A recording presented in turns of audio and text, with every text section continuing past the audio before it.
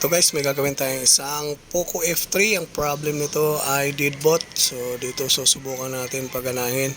Pero reading muna natin yung CPU niya sa power supply para malaman natin kung ano yung reading ng CPU. Makikita natin dito kung magagawa pa o hindi na. So yan, 4.2, 192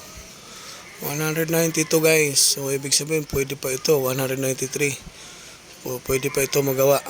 So, ang gagawin natin, i-re-reball lang natin yung CPU niya dahil overheated itong unit na to. Ayan.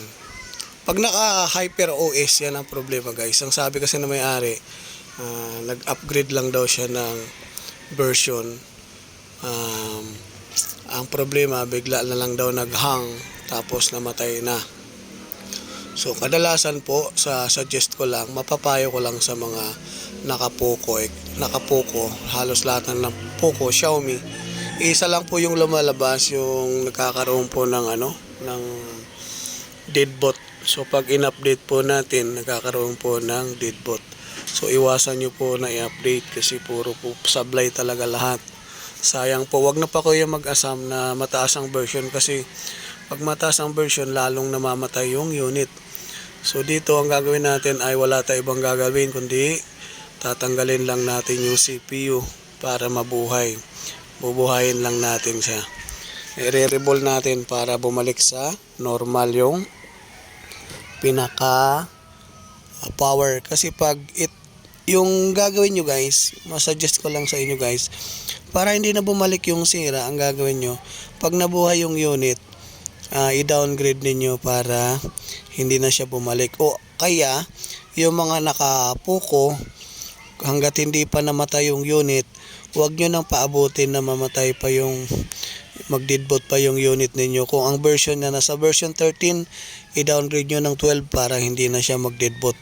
So, iwasan nyo na kaagad na magkaroon ng error yung unit nyo kasi pag inantay nyo pa na mag-overheat yung CPU, so gagastos na naman kayo ng malaki.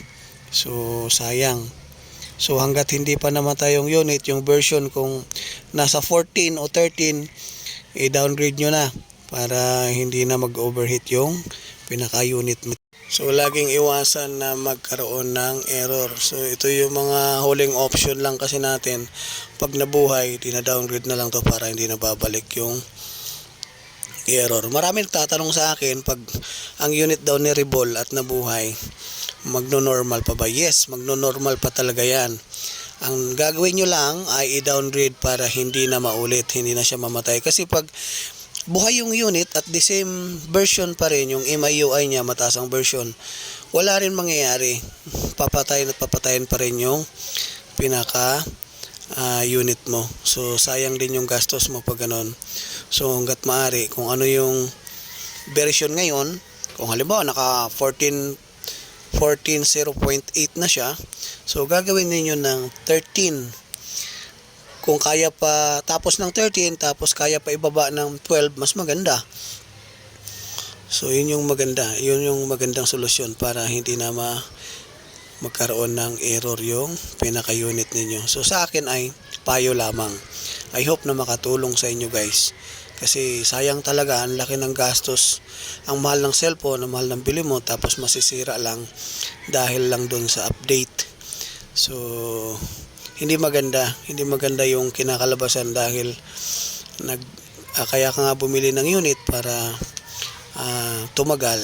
Sa sobrang ingat mo, hindi mo alam, sa update lang pala pinapatay na yung unit mo. So maraming walang alam sa ganong system ng Xiaomi kasi sino ba naman mag-akala na dahil doon sa update doon siya namatay. Kasi kadalasan ng tao, ang alam ng tao na pag in-update lalong gaganda yung system ng cellphone, pero hindi po, kabaliktaran po yung nangyayari ngayon na pag in-update mo siya lalong namamatay ang cellphone. So sa akin ay sinishare ko na lang na makatulong sa kapwa natin na sana wag niyo na lang i-update, wag na kayong mag-asam na mas maganda pang version kasi sobrang dami talaga yung ganitong sakit. sobrang dami. Yung iba kasi blind talaga, walang alam sa ganito.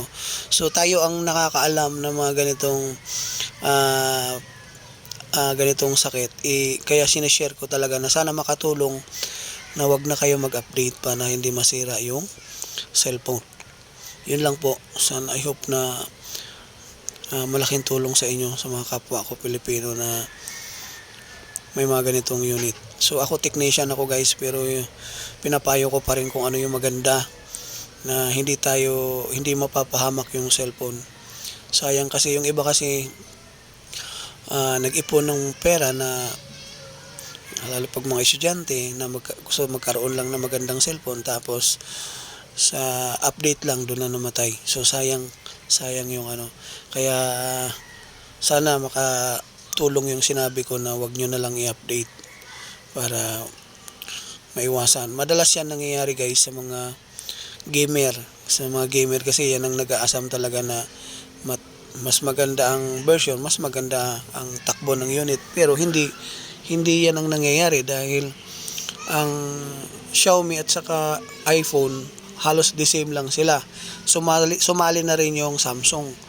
Yung iPhone pag in-update, napupunit yung mga wiring na nasusunog, kaya lumalabas naging red line, green line.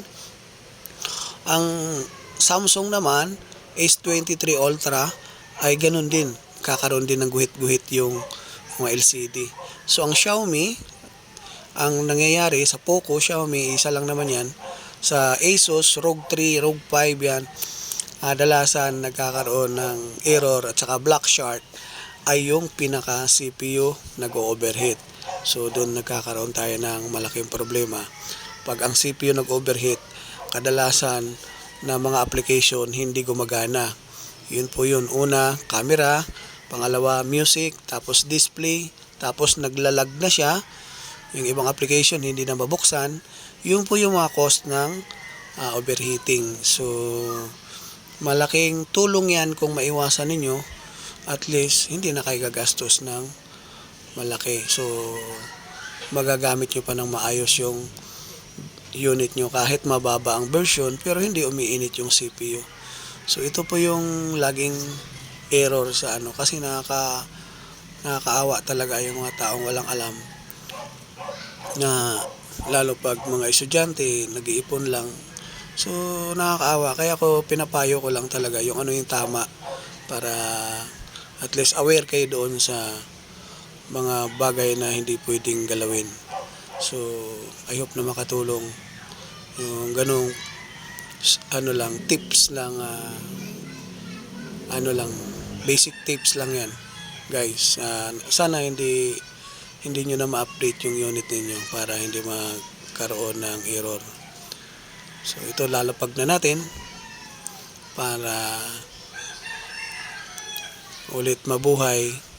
Kasi once na nag-overheat kasi guys, yung mga pin out na to, yung mga puti na to, automatic mapupunit yan, matatanggal, mag-disconnect. So automatic yun na yung automatic na siyang magloloko, o yung mga ibang application din na gumagana.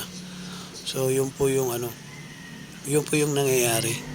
So napakarami na nagtatanong sa akin, kaya gusto kong sagutin dito sa vlog na to. Sinagot ko na sana maiwasan ninyo, kasi sobrang dami nagtatanong sa akin na pwede pa ba raw mag-normal yung ganitong sira. Yes, pwede talaga mag-normal yan. Basta i-downgrade ninyo, sundan nyo lang yung instruction sa YouTube, magagawa ninyo. Madali lang naman mag-downgrade. Ayan. So I hope na makatulong sa inyo guys. Ito ay Deadbot, ganun din, in-update. Sabi nung may-ari, naka-Hyper OS. Tingnan natin mamaya kung naka-Hyper OS nga siya. Malalaman natin guys. Pag nabuhay ito, makikita natin kung naka-Hyper OS siya. Sa ngayon, di pa natin nakikita dahil patay nga itong unit. Pag natapos natin mailapag yung CPU, ito yung ibabaw, RAM to. Yung ilalim yung CPU. Yan. Makikita natin guys kung ano yung kinakalabasan.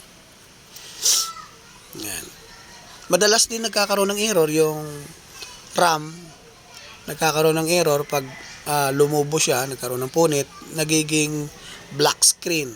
Buhay yung charging, pero patay ang display. So yun yung RAM ang error. Madalas ganun nangyayari. So dito titingnan natin kung tatakbo ng normal tong ginawa natin. Yung ganong reading kasi guys ng CPU, nabubuhay talaga yan, pero depende na lang sa galaw natin. Kung yung galaw natin ay pabalagbag, ay malamang hindi ito magagawa. Pero yung sa akin, mga 99% o mga ganon, mga 80% na mabubuhay. Kasi yung reading na yon, marami na ako nabubuhay. So depende na lang sa galaw natin kung iingatan natin ang gusto, magagawa talaga siya. So ganun lang guys. I hope na makatulong sa inyo yung procedure na ginagawa natin. Wala tayong ibang ginalaw dito kundi yung CPU lang ang niribol. So titingnan natin, charger. Tingnan kung magcha-charge ba. Ayan, titingnan natin guys kung ayan, nag-power na. Titingnan natin kung naka-Hyper OS pa ito. Ayan, nagcha-charge. Kanina, dead boot talaga siya. Power on, tingnan natin kung magpa-power. Ayan, nag-power na siya. Ayan. Ayun, naka-Hyper OS nga siya guys. So, tama yung may-ari na to, naka-Hyper OS nga siya. So, dito ay napagana na natin yung unit niya. So ganito guys, ang gagawin dito pag ganito, downgrade lang to. Downgrade para hindi na siya mamatay. Kasi kung the same version pa rin ang gagamitin natin, hindi to tatagal, mamamatay din siya ulit. So kaya shoutout sa may-ari nito, kay Rachel from Bohol, Tagbilaran, Bohol. Shoutout sa inyo, sir. Hi madam. Ayan, gumana na. So kung bago ka sa channel ko, pa-like na lang, pa-subscribe para lagi kayong ma-update sa mga bagong upload natin. Ayan na guys, gumagana na siya. Thank you.